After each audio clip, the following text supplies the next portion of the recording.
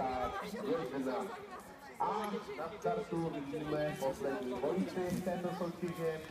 Dvojici Kláru Klausovou a Harmonii z jezdeckého klubu Ježci. To dvojce nám tedy udavne je číslo 2 u págového skákání do 80 cm. Ne, chová se super zatahuje, si jsem jako docela si zatahuje, tak jsem uměl co držet, ale přece jenom, jak prostě ten nedejká pravidelně, tak prostě ani ty nohy prostě nekrčí.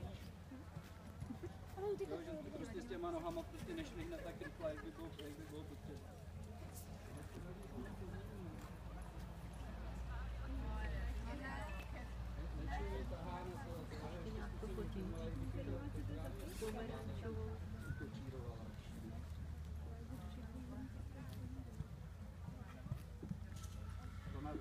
Nevím, jestli byla kápa.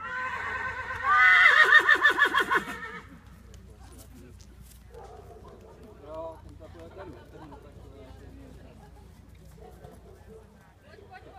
ten tak bude potom ten metr, ale tak jako víc s tou širinou jsme tam, s tou širinou jsme ani takhle vysoko nepomýšleli.